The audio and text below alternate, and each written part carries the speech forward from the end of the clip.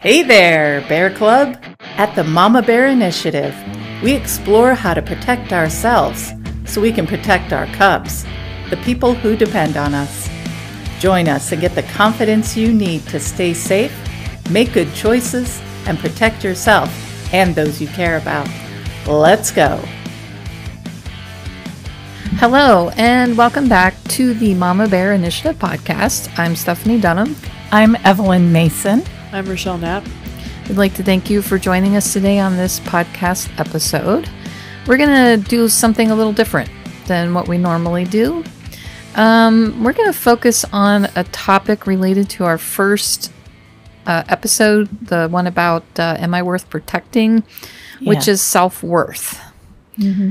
Now, Yes. I want to make a differentiation here because a lot of people talk about self-confidence. And I recently listened to a podcast episode where a person was defining the difference between self-confidence and self-worth. Self-confidence is just your confidence in your skills or ability, but self-worth is about who you think you are, right? Mm-hmm.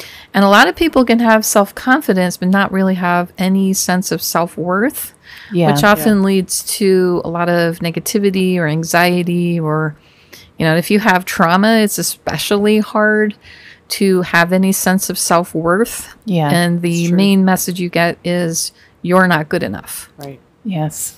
Which is something we have to develop in trauma recovery, which I've been working on myself for quite some time. Yeah. Me too. But, you know, we were talking about what we wanted to talk about today, and the topic went to something that's on Evelyn's heart. So I had a feeling a few weeks ago to try something different and allow each of us an episode to talk about our journey with self-worth. So we're going to start with Evelyn today and just sort of interview her, even though we're very close and we know a lot about her. We're going to act like we don't know a lot and ask questions and see where this takes us. So you ready, Evelyn? Well, ready or not, here we go. Okay. All right. So let's start with what your understanding of self-worth is. What do you feel when somebody says that? So a broad definition to me is, as my mind goes blank, it's basically who you are as a person, as a human, your value not based in what you can do, what you can offer the world, but just because you're you and you're here. Yeah, I mean, something that seems to get lost in translation is just because you're born, you have worth. Yeah. Right. Because you exist, you have meaning and a place in the world. Right. And it's unconditional. Right. And there's nothing you can do. You know, you can't be more or less human. You are yourself. You are a person. Right. Yes. Right. And, you know, I've heard of and known and felt lack of self-worth. Mm-hmm. And, you know, for me, the message I got was I'm not good enough. Right. As a person, like, not even I can't do something well enough. It's, you know, me as a person existing isn't enough for my parents to love me or to protect me or any number of things that happen to not happen to me in my life. So, Evelyn, what is your journey on this path of self-worth? Like, where are you at right now with it? Where am I now? I feel like I'm in a rebuilding phase. Mm-hmm. Almost, I say rebuilding because my former foundation is basically gone, and it was a conditional external foundation. So now I'm figuring out who I am regardless of my relationship to other people. Mm-hmm. And this is surprisingly hard. I feel like I keep asking, who am I? It's not as, you know, not wife, not mother. Okay, who am I as a person? And, you know, spending my whole life, you know, hooking on to external things, I feel like I'm looking in a lot of confusion, a lot of I'm just not sure who I am.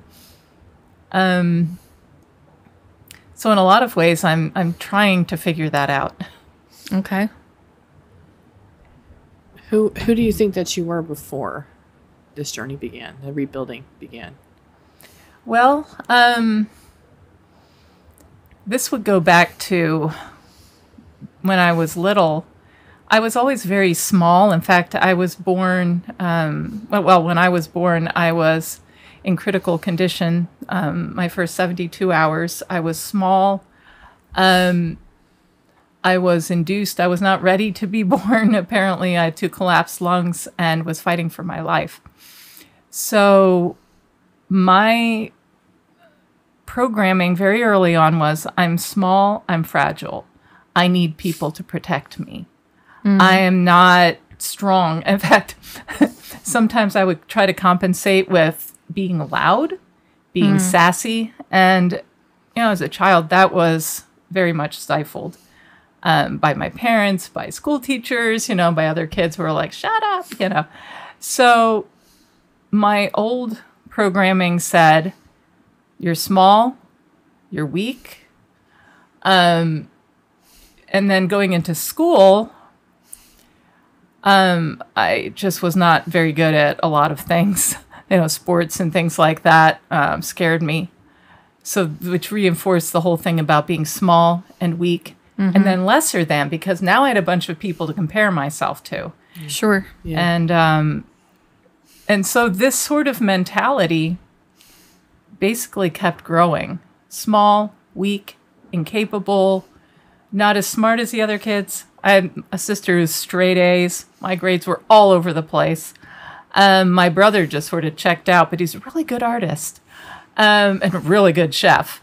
And who am I? I'm this little small, weak goofball. I was actually pretty good in music, which helped. But all of that has stayed with me, and that need to be protected. So then when I got married, then I married somebody I thought was a protector. Right. Right, yeah. And so then, building on that identity, well, I'm a wife, but I'm under this covering, And then I started having children. Now I'm a mom. I'm a small, weak, needs to be protected. But I'm also a mom. But a lot of those, basically all of that foundational stuff just kind of stayed with me all the way up to just a few years ago. Right. Now, you talked about a couple other identities, wife and mom. How have those things changed in your life? Well, a few years ago, I started to realize there was some severe dysfunction in my marriage. And I actually had started to realize that I wasn't as small as I thought, wasn't as weak as I thought. And I didn't necessarily need him to protect me in a weird way. Yeah. So I started to stand up to him. And, things just got worse in our marriage. And then I got a divorce. So no more wife. Right.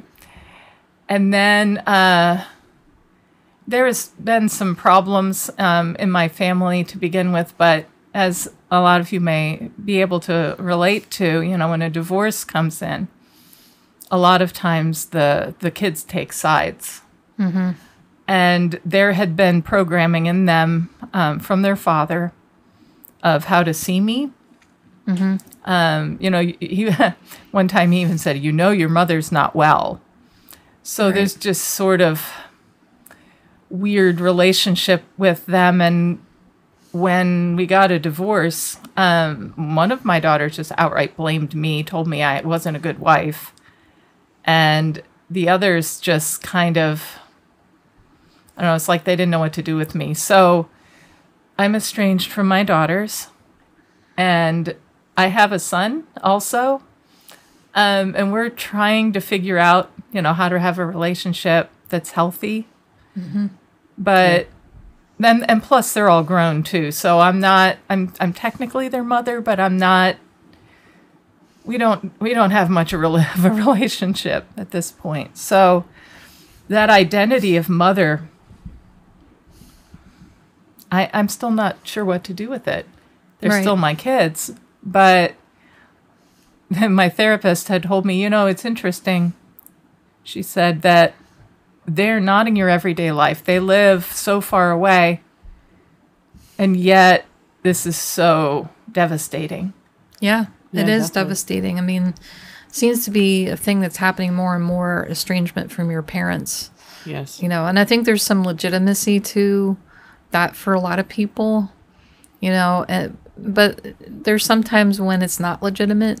Right. It's just a matter of perception and not always based in truth. Yeah.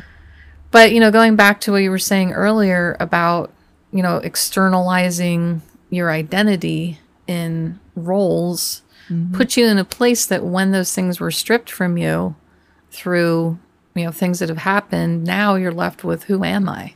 Yeah. And one of the things that, I talked about other foundational things in me. People would ask, what do you want to be when you grow up, right? Everybody's heard that. Well, mine was, I want to get married and I want to have kids. Mm-hmm. And that was how I played. The Barbie and Ken got married. And as soon as we could get it, there was like a little baby doll you could get, They had the baby and, And that's what I wanted. And that's what that's the role that went all the way into my identity. So tell me about when you started making a journey towards, like, what sparked this reflection on who you are? Like, you said you started to realize that you could protect yourself. What started all of that? Well, I think what really got things moving was we used to have a women's self-defense class. Mm-hmm. And at one point, we had this police baton that you could open and then run and yell, like, no! And I struggled with doing that exercise. I mean, I saw other people doing that exercise. When it came to be my turn and I did it, to be able to hold it up in the air and run across the gym and say, no, stop it.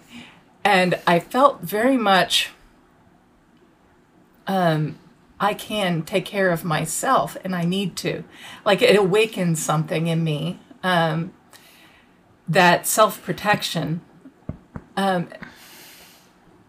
And it surprised me a little because it was always there for my kids. It was always there for maybe my mom, maybe my friends. I was the one who, I would see kids being bullied because I was bullied sometimes, and I'd be like, don't mess with her.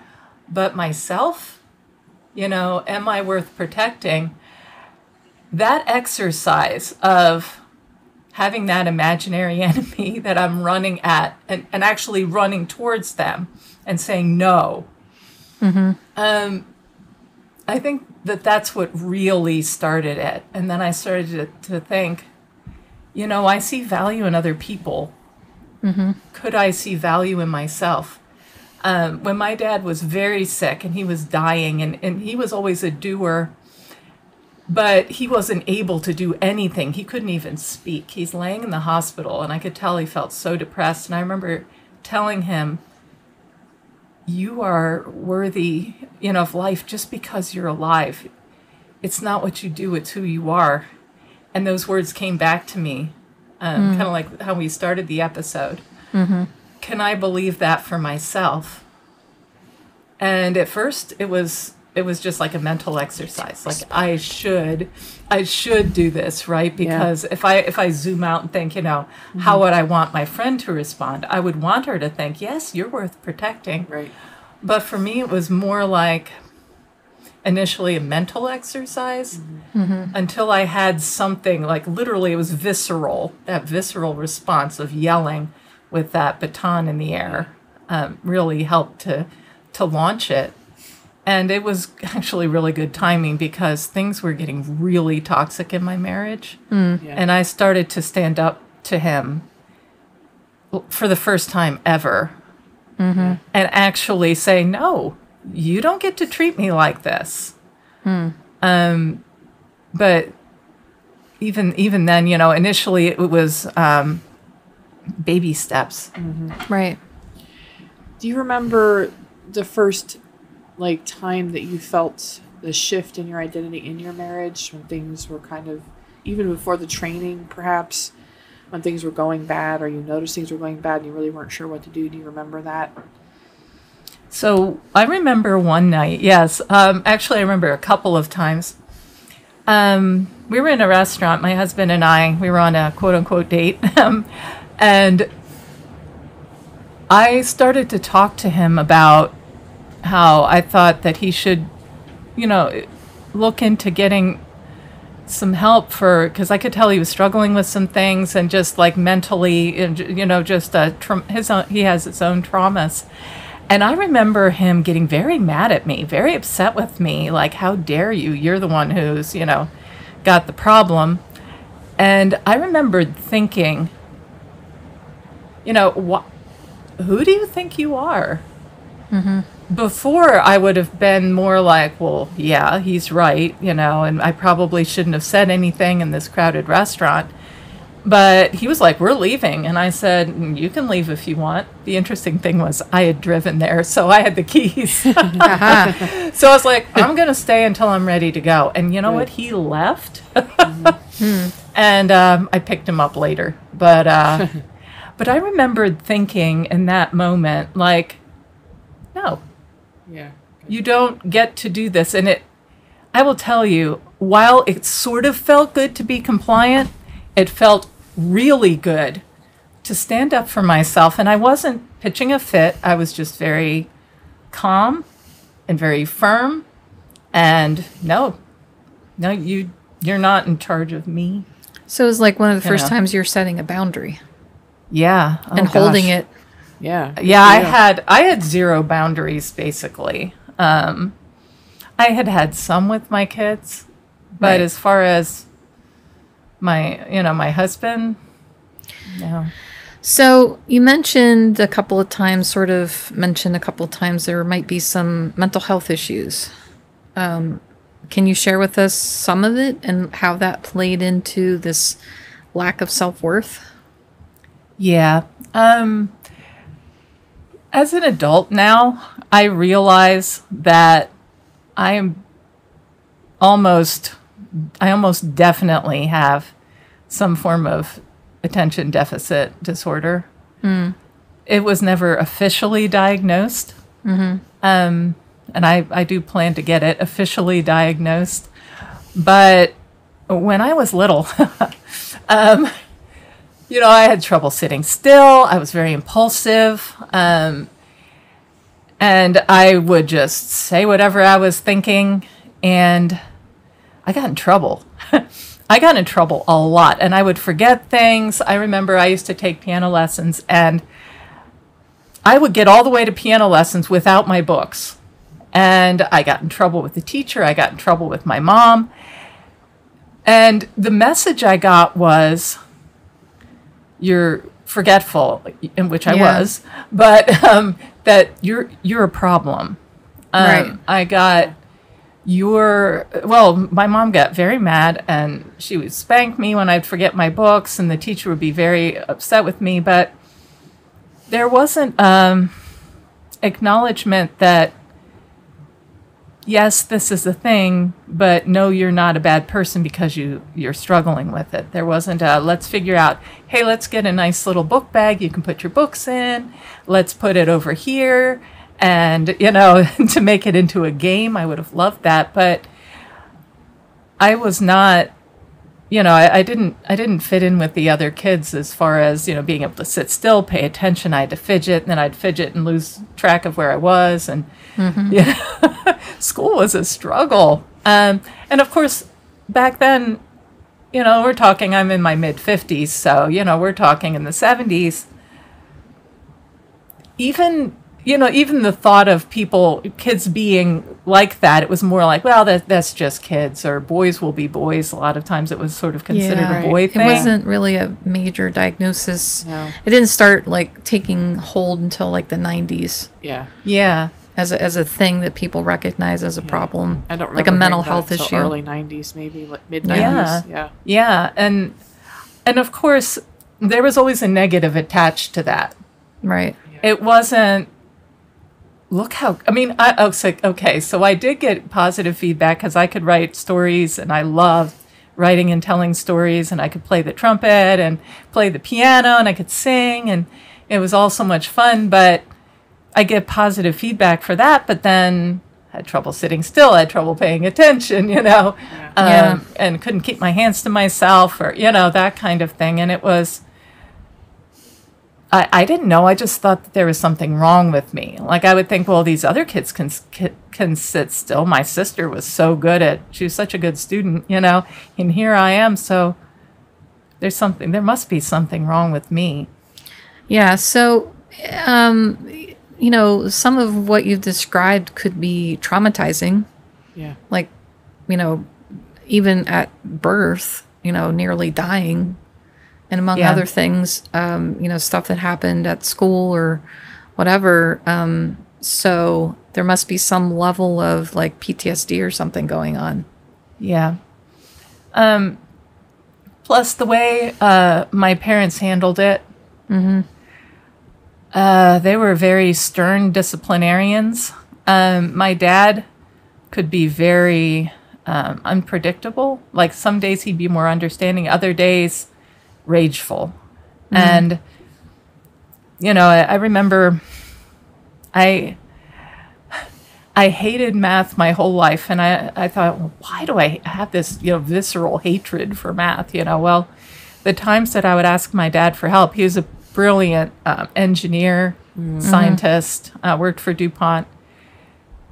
He was trying to explain math to me, and he might as well have been on, a different planet, speaking some, alien language. I just couldn't get it. I couldn't get it. I wanted to please him, and I wanted to get it. And I remember one day him just sort of throwing his hands up in the air and go, well, this is stupid. And what I heard was, you're stupid. Yeah. Right. And for me, the worst thing you could call someone was stupid. Right. Mm-hmm. And so I just took that in. I just totally absorbed it. Mm-hmm. And,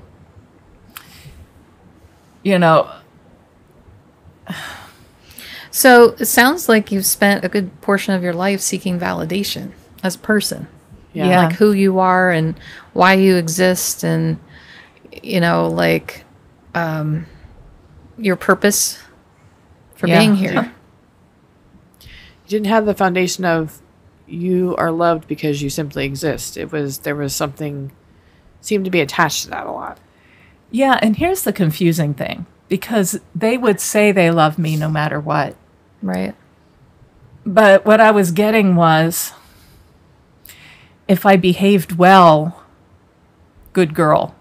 If I behaved poorly, bad girl. Right. And there were things you couldn't control, and therefore were always being a bad girl. Yeah. Yes. And that came down all the way into this place of, see, I'm bad. And then I got to try to be good to compensate, but I'm bad. And that's a real struggle for finding self-worth. Yeah, especially when you're an innocent child and you don't have the skills to control your behavior because you're not being taught. You're just being expected to do it without any sort of instruction. Right. Yeah, or even meeting me where I am, helping me get there. I would have given anything to, I see you're struggling with this. Let's find a solution. Like I said before about let's get a little bag or something. That means that it's not just you behaved well, you're good. You behaved badly, you're bad. It's more, you're not good or bad. You are yourself. You're a mixture just like everyone else. And it's not based on your performance one way or the other. Right. I feel like the idea that you're good or bad is based on the fact that you're bad without any sort of structure or instruction at all. Like that's the connotation I get from that. So you're automatically loved in your mind as a child based on how you're acting, which is really unfair. Yeah. So, we're working on our individual journeys toward self-worth. Like like I said, our first episode is about, am I worth protecting? And you mentioned and talked about the moment that sort of thing got sparked. And that was, I don't know, 4 or so years ago. It was 2019, so about 5 years ago. Yeah. Okay. So 5 years ago, you had this moment. Now we're in 5 years worth of self-defense and martial arts training. Mm-hmm. So tell us where you are today. Like, what are your thoughts on where you're at with your own self-worth? Well, it is definitely a work in progress, but I'm starting to find some foundations. I'm starting to put in some foundations based on reality outside of my performance. I think really, working in the martial arts and everything, we're all kind of equal going in, no matter what our belt rank is or, whatever. We leave everything at the door. We walk in. We're all students. We're all getting ready to learn. And I feel like with these friends, with this place, I can just be myself. That's good, yeah. And I'm okay as I am. I'm accepted as I am. But even if I wasn't accepted by them, going in and the principles of what we study, the humbling ourselves, the receiving the techniques, the learning, the, letting ourselves be clunky and mess up, and the freedom to fail and not feel like I'm a failure. Mm-hmm. Right. That is absolutely life-changing.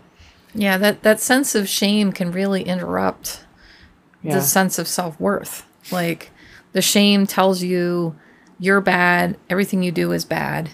Mm-hmm. And trying to undo that shame and start to feel like, yeah, okay, I'm good at this, but I could always stand improvement. That's something my therapist tells me a lot that I'm supposed to take into myself, which I'm working on. Yeah. But, like, as one of your instructors, I see you often struggling with shame. Yes. In the middle of learning a technique, and I have to remind you sometimes that failure is okay. Yes, and because failure wasn't okay for so long, learning to not just mentally go, yeah, that's true, but actually letting it sink in and go, okay, so if it's true, then I can just let myself learn. Right. I can let myself be messy. I can let myself be myself. I think, when we talked about shame, for me, because I believed I was bad and I had to basically compensate for that, I was building this sort of performative self where I could set the shameful Evelyn aside and I could put on whatever role, whatever costume, and go in there and perform. But that wasn't really me. Right. So just going in and going, it's okay to be yourself. It's okay. You are not bad. You're learning just like everyone else. I think that's where, referring to others can be good, is realizing I'm not any better or worse than anyone else. That's right. And really letting that sink in. I think you can take what you learn in the martial art and understanding what it means to learn a skill and understanding the struggle with shame back to when you were a child, kind of bring it full circle and realize, like you said, you're not being judged. There's no expectations put upon you except to do your best. So you can take what was foundational for you and change it now. Right. The process of becoming a student in a good training environment involves letting go of the shame of your previous life and absorbing information neutrally. Yes. And I've just so enjoyed being able to actually set any shame aside and just learn. What a beautiful thing to just learn. I don't have to perform. I'm going to do my best. I'm going to watch and see, let's say, sensei's moving her feet a certain way or whatever. Let me see if I can do that. Right. And then also, the beautiful thing about that is now I'm free to accept correction without it being, see, I messed up. That's why she's correcting me. Yeah. So you're bad, I'm bad because I was corrected. That's totally not the message. But no, it's more like you're doing, this is where, and of course, having a good instructor helps with this, but let's just tweak this. What if you tried this? Or I see you doing this. And I love it when she does that because I can't always see, how I'm doing. I don't really know. Here's what you're doing. Here's what I want you to do. Oh. And we have a bit of that going on today. We did. And, and of course it doesn't end in the dojo. So I'm, always learning something just in life. I have a job that I've had for a year and I'm being asked to do more and more. And even when I'm sort of being corrected for something, it doesn't go all the way to they hate me, I'm terrible, I'm dragging the workforce down. It's more, okay, this is a way I can do better. And then I start to look myself for ways to improve from a place of I'm in the process, I'm growing, and I'm learning, and there's always further to go. And I think allowing yourself to make mistakes before you even get corrected, allowing yourself to make the mistake in the first place is important because then you can just, like you said, realize I'm just growing. I'm just a person. I made a mistake. It's not the end of the world. Yeah. And when you were saying it's not the end of the world, I was just thinking, for those of us who struggle with catastrophic thinking, it's like, what if I mess up? And then, of course, it goes all the way to worst possible scenario. That's probably not going to happen. They're going to scream at me. They're going to hate me. I'm going to get kicked out is usually mine. Kicked out. I'm going to get rejected. And what usually happens is, let's say I do mess up. Somebody else is like, oh, yeah, I can relate to that. And I realize that it's such a freeing thing to not consider myself to be superior or inferior, but we're all in this together.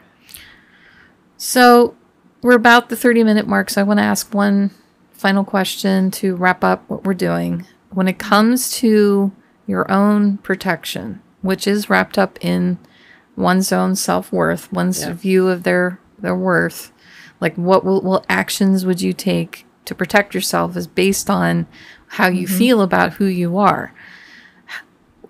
How do you feel about your own protection now? Like, what are you willing to do when it comes to that? This is a good question because I've been in the process of figuring that out. And even if I don't, feel it on a given moment, I can get there where I think I am worth protecting. I really am. I actually believe it. I have this attitude of you will not, and sort of fill in the blank, but you will not win here. Yeah. And I will do whatever it takes to stop you.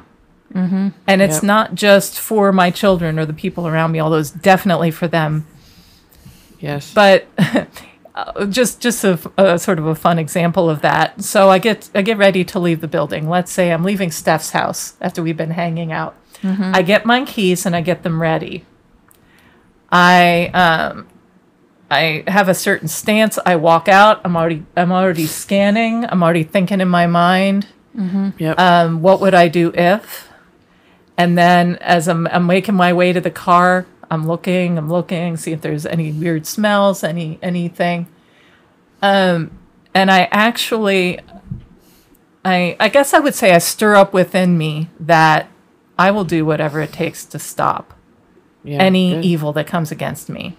It stops here. Yeah, which is quite a change from I need to be protected by other people. Right. Yeah. That's quite huge. A change. And to be honest, it is so exhilarating. Huge growth. I mean, there was a time when I was little that I needed to be protected. Sure. That helpless child in the hospital or, whatever. But being able to take that on myself, being able to say, I'm responsible for me, and I'm going to do whatever it takes to protect myself. I'm not looking for a fight. But if you bring a fight to me, it's going to end with me. Right. And I'm going to take you down. That's right. Yeah. So, Evelyn, we want to thank you for sharing your story with us. Yeah, I think it's definitely important to hear where people have been, where they're at, and where they're headed, and to understand that, when we're talking about this stuff, we're not just talking about like somebody over there. We're talking about our lives. Right. Yeah. Talking about our journeys, the things that we've come to understand through this process. And we're trying to get the word out. We're trying to influence people to consider their own safety, to be present in their own environment, Yep. and to feel worth protecting for themselves. Yes. That's what we're trying to accomplish. Yes. So I really appreciate you being vulnerable and sharing. Yeah. Appreciate it. With the world. Who knows who's going to hear this? Right. And I just appreciate, all that you had to say. Thank you. So Thanks for letting me share. You're quite welcome. Seriously, though, I'm thankful. Well, we're thankful too. Yep. So, I appreciate you guys joining us on this episode. If you are listening to this, you can support us through our website at www.kintsugicompany.com. The link is in the description. Mm-hmm. You can go there and donate a couple bucks, buy us a cup of coffee, whatever, or Gatorade for Rochelle or whatever. And, you can also support us by sharing our podcasts with other people. The more the merrier. And we're trying to get the word out to consider, not everybody has to be a top-notch martial artist. No. Even the simplest things, like Evelyn was mentioning, just paying attention to your environment is self-defense. Yes. Yeah. And that's what we're trying to get people to do, is to pay attention to their environment, to make decisions, keep themselves safe, et cetera, et cetera. So Yeah. I'd like to thank you for joining us on this podcast episode. I'm Stephanie Dunham. I'm Evelyn Mason. I'm Rochelle Knapp. Have a great day. Bye, everybody. Bye, guys. We hope you enjoyed today's episode. Thanks so much for joining us as we discussed such an important topic. We hope you got some food for thought and encouragement to keep going and keep growing. See you later, Bear Club. Remember to join the Bear Club on our Patreon page for exclusive content. The link is in the description. You can find our podcast on Google, Spotify, and Apple Podcasts.